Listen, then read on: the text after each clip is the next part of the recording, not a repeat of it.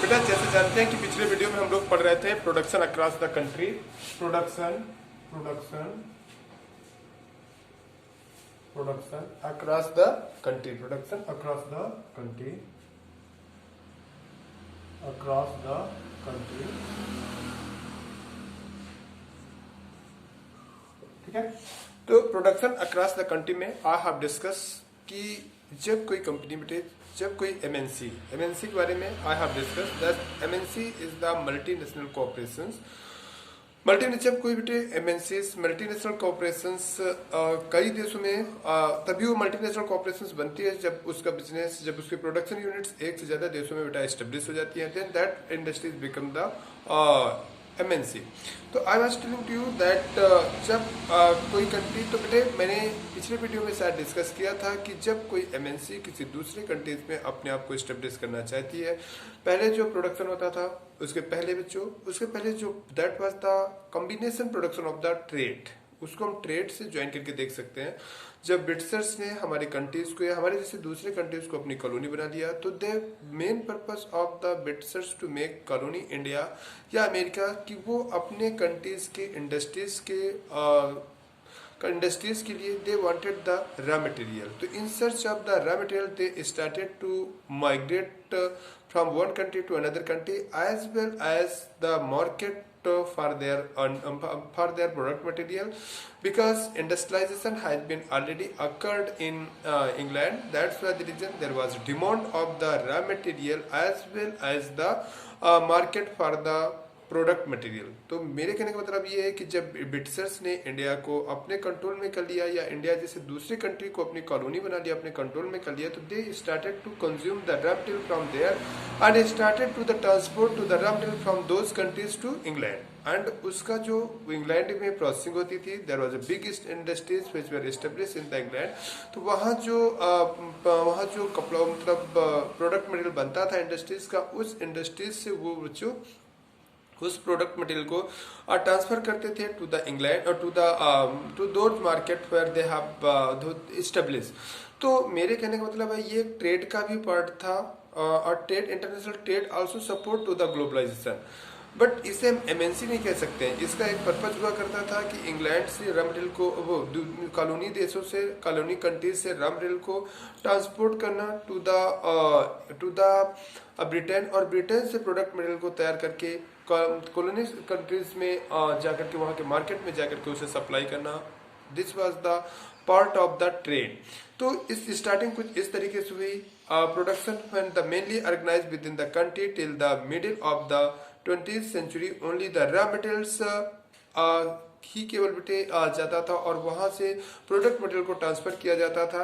And this was the Britain जैसे countries जहां पर already industrial revolution has occurred, तो वहां से ये प्रोसेस होता था।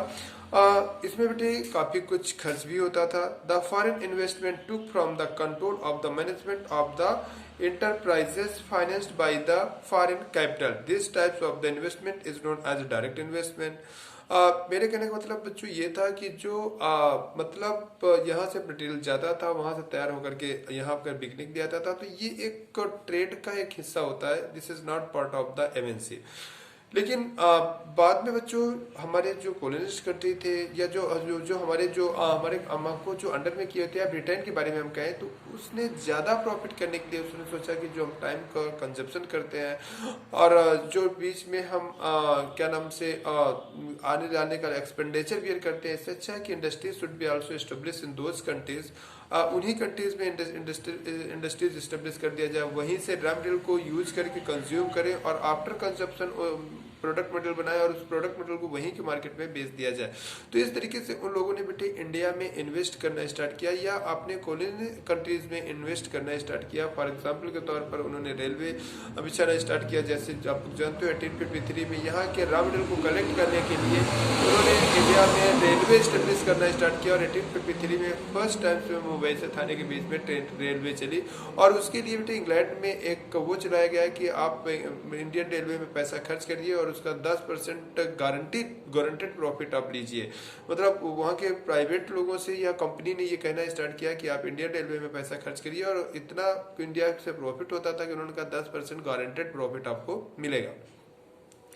तो इस तरीके से इंग्लैंड ने बेटे इंडिया में डायरेक्ट इन्वेस्ट करना स्टार्ट किया। इसे कहते हैं एफडीआई। जब कोई कंट्रीज डायरेक्टली पैसे को इन्वेस्ट करता है in the making of the infrastructure as well as establishing the production, तो उसे हम लोग बेटे एफडीआई कहते हैं, डायरेक्ट इन्वेस्टमेंट कहते हैं। और इस तरीके से एमएनसीज का एस्टेब्लिशमेंट होना स्टार्ट हुआ। ठीक है, एमएनसीज ऐसी कंपनीज जिसका बिजनेस इंग्लैंड में भी था और इंडिया में भी था, तो ऐसी कंपनीज को एमएनसीज कहा जाता है। और एमएनसीज का ओरिजिन जो बेटे होती है, इसकी जो फंडामेंटल ओरिजिन है, तो that comes from the international trade. International trade से ही एमएनसीज की ओरिजिन होती है।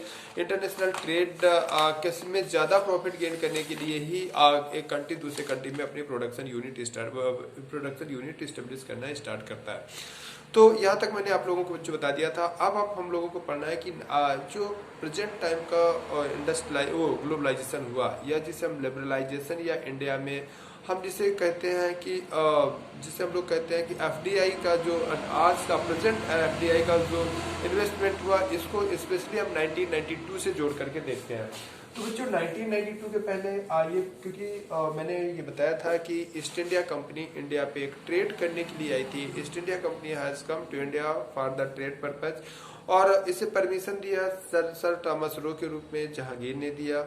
आज अल्दो जो सर थॉमस रो आया था बेटे, वो लेटर जो लिख के लाया था वो अकबर के नाम का था, लेकिन तब तक अकबर की डेथ हो चुकी थी, क्योंकि उस समय कम्युनिकेशन इतना इम्पोर्टेंट नहीं था, कम्युनिकेशन इतना मॉडर्न नहीं था कि कहीं के राजा की डेथ हो जाए और तुरंत तो खबर सबको मिल जाए। तो महारानी एलिजाबेथ ने जो लेटर दिया था बच्चों, वो अकबर के नाम का दिया था, लेकिन तब तक अकबर की डेथ हो चुकी थी 1605 में। देन वो पहुंचते हैं जहांगीर के दरबार में, और जहांगीर को लेटर देते हैं, तो उन्हें फैसिलिटीज मिल जाती हैं, काफ़ी फैसिलिटीज मिल जाती है। इसके बाद सबसे ज़्यादा फैसिलिटीज बेटे उन्हें 1707 में मिलती हैं जाकर के, जब फारूक सियर किंग बनता है। तब फारूक सियर तो उसे इंग्लैंड के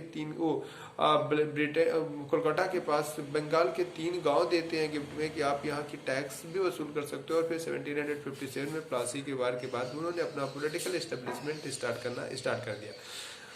तो मेरे कहने का मतलब है, तो एक धीरे धीरे करके उन्हें जो परमिशन मिली, उस परमिशन का यूज कहें या हमारे कंट्री के लिए मिसयूज कहें, उन्होंने इंडिया को अपने कंट्रोल में कर लिया एज वी नो। और फिर 1757 से 1947 तक लगभग 200 ईयर तक उन्होंने इंडिया को अपने पॉलिटिकली कंट्रोल में भी रखा। पॉलिटिकली मतलब बाय ऑल द वेज अपने कंट्रोल में रखा, चाहे वो फाइनेंशियली हो, चाहे वो पॉलिटिकली हो, चाहे वो एडमिनिस्ट्रेशन एंगल से हो, एवरी वे, चाहे सोशली हो, हर तरीके से इंग्लैंड अंग्रेजों के इंडिया ब्रिटेन के गुलाम हुआ।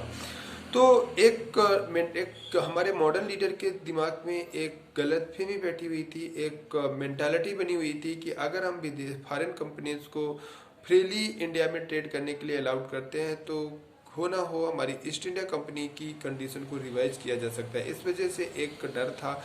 इस वजह से आज़ादी के बाद से लेकर के 1991 तक किसी भी इंडस्ट्रीज को फ्रीली इंडिया के साथ ट्रेड करने के लिए अलाउड नहीं किया गया। हैविंग सम रिस्ट्रिक्शन के साथ उसे अलाउड किया जाता था एमएनसी के साथ, कि एमएनसी जो आएंगी उनको विद रिस्ट्रिक्शन के साथ ही वर्क करना होगा। They have to work with restriction, they were not freely allowed to trade with India, because कहीं वो एक डर भरा हुआ था कि कहीं ईस्ट इंडिया कंपनी की को फिर से ना रिवाइज कर दिया जाए। लेकिन बच्चों 1991 का ईयर इंडिया के 1991 और 92 का ईयर इंडिया के इकोनॉमिकल रिफॉर्म के लिए जाना जाता है। इकोनॉमिकल रिफॉर्म के लिए इंडिया के इकोनॉमिकल रिफॉर्म के लिए जाना जाता है। 1992 में पॉलिटिकल अगर एंगल से देखा जाए तो 1992 में इलेक्शन होते हैं, और mister P V Narasimha Rao became the prime minister of India, and he appointed to mister Manmohan Singh as finance minister of in his cabinet. तो जब वो मनमोहन सिंह फाइनेंस मिनिस्टर बनते हैं, because he has very good knowledge of the economics, because he was first professor of economics and then he became the governor of RBI. तो he has very good knowledge of the economics, that why That why he has introduced the economic reforms and has introduced the liberalism in India. Liberalism, it is a topic, important topic. Liberalism क्या होता है? Liberalism मतलब होता है कि foreign investment को invite करना या फॉरेन इन्वेस्टमेंट के लिए फ्लेक्सिबल लॉ का फॉर्मेशन करना। लिबरलिज्म एक तरीके से फॉरेन इन्वेस्टमेंट को अट्रैक्ट करने के लिए कुछ फ्लेक्सिबिलिटी प्रोवाइड करना, कुछ फैसिलिटीज प्रोवाइड करना, that is known as a liberalism. So the purpose of the liberalism to attract या to make the atmosphere to invest the foreign money, तो या अलाउड करना फॉरेन इंडस्ट्रीज को इंडिया में अपने प्रोडक्शन यूनिट को open करने के लिए या इस्टेब्लिश करने के लिए फॉरेन कंपनी के फॉरेन इंडस्ट्रीज या एमएनसीज के इस्टेब्लिशमेंट के लिए फेवरेबल कंडीशन क्रिएट करना। ठीक है, फेवरेबल कंडीशन क्या होंगी कि हम उन्हें उनकी फैसिलिटीज प्रोवाइड कराएं और उनके जो टैक्सेशन है और उन पे जो रिस्ट्रिक्शन लगे हैं, whatever the restriction are present in the with the industries की, मतलब जो टैक्स के फॉर्म में, हाईवे टैक्सेस के फॉर्म में जो रिस्ट्रिक्शन है उनको रिड्यूस करना और उनको फैसिलिटीज प्रोवाइड करना। दिस इज मीन्स मतलब यही लिबरलिज्म है कि फॉरेन इंडस्ट्रीज के एस्टेब्लिशमेंट के लिए सुइटेबल एटमॉस्फेयर, सुइटेबल एनवायरनमेंट तैयार करना, that is known as liberalism. तो मनमोहन सिंह गवर्नमेंट ने बेटे इंडिया में लिबरलिज्म इंप्लीमेंट किया। लिबरलिज्म का मेन पर्पस था कि एफडीआई को अट्रैक्ट करना और इस तरीके से 1991 में बच्चों ढेर सारी कंपनीज इंडिया में आना स्टार्ट हो जाती है। A lot of industries started to invest in India from 1992 में। और इस तरीके से बेटे हमारे पास ऑप्शंस क्रिएट होना स्टार्ट होते थे। जैसे मैंने बताया था कि पहले वही हमारे पास नींबू पानी होता था कोल्ड ड्रिंक के नाम पे, लेकिन आज Coca Cola, Thums Up, Sprite, a lot of cold drink are present. पहले बेटे गाड़ी में वही हमारे पास एम्बेसडर कार होती थी, लेकिन अब हमारे पास a lot of luxuries cars are present. This is the most of them belong from the foreign countries. तो इस तरीके से बच्चों हमारे यहाँ विदेशी कंपनी स्टेब्लिश होना स्टार्ट हुई और इससे इकोनॉमिकल फाइनेंशियल हमारे कंट्रीज को प्रॉफिट होना स्टार्ट हुआ। फाइनेंशियल प्रॉफिट होने का पर्पज ये है बच्चों कि जो हम लोग इसका प्रॉफिट क्या हुआ, I am talking about the profit of the FDI before it. बच्चों कंट्रीज जो होता है, हमारा कंट्रीज जो है वो डायरेक्ट, क्योंकि हमारे कंट्रीज में इतना ज्यादा इंडस्ट्रियलाइजेशन नहीं है कि हम पूरे के पूरे रॉ मटेरियल को इंडिया में कंज्यूम कर सके, और हमने अपने इकोनॉमी को मेंटेन करने के लिए कुछ अपने रॉ मटेरियल को बेटा डायरेक्टली कुछ लार्ज अमाउंट में रॉ मटेरियल को डायरेक्टली एक्सपोर्ट करना पड़ता था to the foreign countries. Result was this कि हम लोग बहुत ज्यादा लॉस में होते थे। For example I have told you that if we export 1 kg of the threads to the market, to international market, then we get only 80 rupees at, काफी समय के पहले की मैं प्राइसेस बता रहा हूँ। और अगर हम उसे क्लॉथ के बना करके कब एक्सपोर्ट करते हैं तो वी आर गेटिंग 800 रुपीज। तो मेरे कहने का मतलब this was different, 10 times difference that. तो इस तरीके से बेटे अब जो फॉरेन इंडस्ट्री जब इंडिया में स्टेब्लिश स्टार्ट हुई तो उसके बहुत ढेर सारे प्रॉफिट हुए। वो इंडिया में इंडिया के रॉ मटेरियल को खरीदने लगी, इंडिया के बिजली का टैक्सेशन देने लगी, इंडिया का रोड टैक्सेशन देने लगी, लार्ज नंबर में लोगों को यहाँ एम्प्लॉयमेंट प्रोवाइड करने लगी, यहाँ के लोगों को ट्रेनिंग प्रोवाइड करने लगी। हमारा इंटर कनेक्शन वर्ल्ड मार्केट से हो गया, वर्ल्ड की टेक्नोलॉजी इंडिया ने लगी, इंडिया के लोगों को एक तरीके से फ्री में प्रशिक्षण मिलने लगा, ट्रेनिंग मिलने लगी। ये सारे प्रॉफिट हम देखेंगे और सरकार को प्रोडक्शन का टैक्सेशन मिलने लगा, तो a lot of profit we will find. यही रीजन है बच्चों कि हम क्या कहते हैं फॉरेन एफडीआई को अट्रैक्ट करने के लिए डिफरेंट तरीके के SEZ जोन एस्टेब्लिश करती है भारत सरकार। SEZ जोन मतलब स्पेशल इकोनॉमिक जोन एस्टेब्लिश करने की कोशिश करती है ताकि फॉरेन इन्वेस्ट को इंडिया पे अट्रैक्ट किया जा सके, इंडिया की तरफ अट्रैक्ट किया जा सके। तो इस तरीके से तो उसी समय बेटे ढेर सारी कार आना स्टार्ट हुई।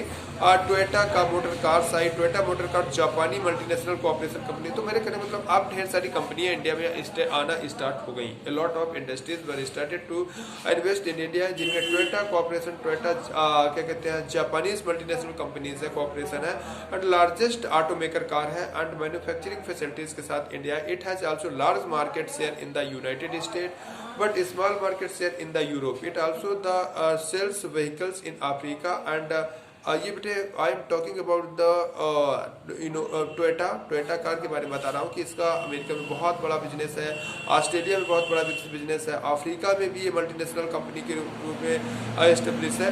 लेकिन इसका यूरोप में थोड़ा सा बिजनेस कम है। Toyota has manufacturing assembly plants Japanese, Australia, Canada, Indonesia, United Kingdom and the United state of France, Brazil. इन देशों में बेटा इसका Pakistan, India, Mexico, Malaysia, Thailand, Vietnam, Venezuela and Philippines, इन कंट्रीज में टोयोटा इंडस्ट्रीज का बिजनेस फैला हुआ है।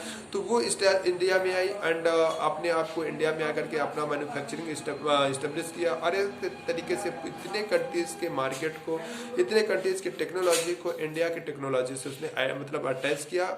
और now we have taken the example of Ford motor cars, American company है बच्चों, one of the world largest company ये भी है मैन्युफैक्चरर प्रोडक्शन। लगभग इसका भी बच्चों फोर्ड कार का भी बिजनेस 26 कंट्रीज में फैला हुआ है। इट केम टू इंडिया, ये इंडिया में बच्चों जब लिबरलाइजेशन इम्प्लीमेंट हुआ 1992 में, तो ये 1995 में इंडिया में आया और इस पर लगभग 1700 करोड़ रुपए खर्च करके इसने एक अपना एक प्रोडक्शन यूनिट एस्टेब्लिश किया near the Chennai. This is the about the Ford car company, which is an American company. Just before it I have told you about the Toyota company, which is Japanese.